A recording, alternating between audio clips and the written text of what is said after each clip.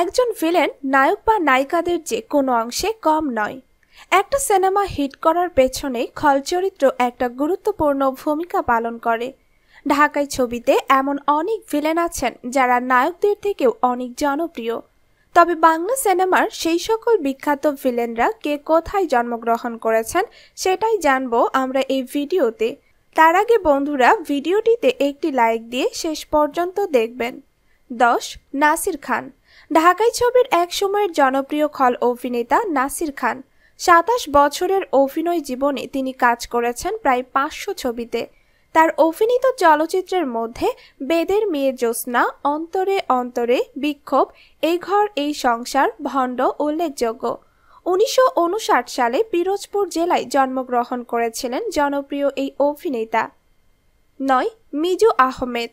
1974 সালে নারায়ণ ঘোষ মিতার তৃষ্ণা ছবির মাধ্যমে ভিলেন হিসাবে চলচ্চিত্রে আগমন তার।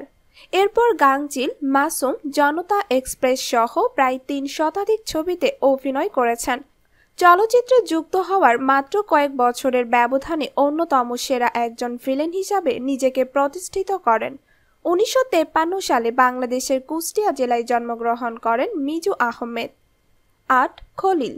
1960 সালে প্রীত না জানে হৃদ ছবির মাধ্যমে নায়ক হিসাবে বড় পর্দায় আসেন খলিল। তবে জঙ্গলি ফুল ছবি দিয়ে খলনায়ক হিসাবে যাত্রা শুরু তার।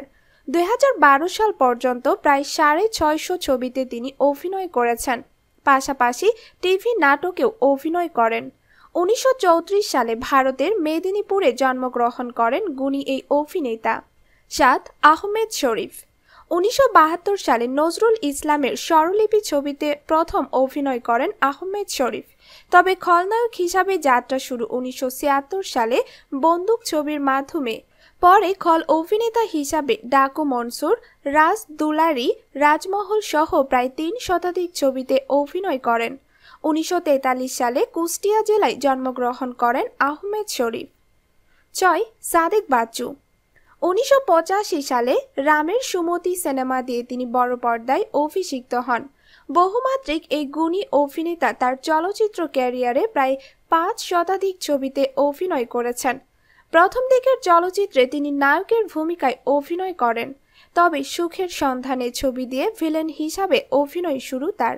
1955 সালে বাংলাদেশের ঢাকায় জন্মগ্রহণ করেন সাদেক বাচ্চু। 5. মিশা সওদাগর। বর্তমান সময়ে বাংলা চলচ্চিত্রের সবচেয়ে জনপ্রিয় ভিলেন মিশা সওদাগর। 1990 সালে ছোটকু আহমেদ পরিচালিত চেতনা ছবিতে নায়ক হিসাবে অভিনয় শুরু করেন। তবে তমিজউদ্দিন রিজভী পরিচালিত আশা ভালোবাসা সিনেমার মাধ্যমে প্রথম খল অভিনেতা হিসাবে আত্মপ্রকাশ করেন।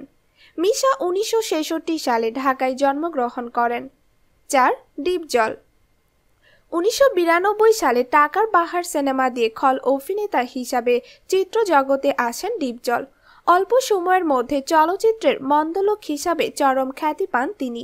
পরে ভিলেন হিসাবে তিনি 2 ডজনেরও বেশি ছবিতে অভিনয় করেন। তবে 2006 সালে নিজের প্রযোজিত কোটি টাকার কাবিন ছবির মাধ্যমে ভিলেনের পরিবর্তে নায়ক হিসাবে যাত্রা শুরু করেন। 1958 সালে ঢাকার মিরপুরে জন্মগ্রহণ করেন ডিপজল। 3. রাজীব। ঢাকাই সিনেমার শক্তিমান এক অভিনেতার নাম ওয়াসিমুল বারী রাজীব। সবাই তাকে রাজীব নামেই চেনেন। 1982 সালে কাজী হায়াতের খোকন সোনা সিনেমা দিয়ে চলচ্চিত্রে অভিষেক করেন রাজীব। ভিলেন হিসাবে সফল হলেও অনেক চলচ্চিত্রে তিনি ভিন্ন চরিত্রেও অভিনয় করেছেন। তবে সব জায়গাতেই তিনি ছিলেন সফল। 1952 সালে পটুয়াখালী জেলার দুমকিতে জন্মগ্রহণ করেন রাজীব। 2. এটিএম শামসুজ্জামান। বাংলাদেশের একজন স্বনামধন্য অভিনেতা এটিএম শামসুজ্জামান 1977 সালে আমজাদ হোসেনের নয়নমণি ছবি দিয়ে ভিলেন হিসাবে যাত্রা শুরু করেন এটিএম। এরপর খলনায়ক হিসাবে গোলাপি এখন ট্রেনে, সূর্য দীঘল বাড়ি, অশিক্ষিত সহ অসংখ্য ছবিতে অভিনয় করেছেন। একসময় অবশ্য মন্দ মানুষের চরিত্র থেকে বেরিয়ে এসে কৌতুক অভিনেতা হিসাবেও নিজেকে প্রতিষ্ঠা করেন।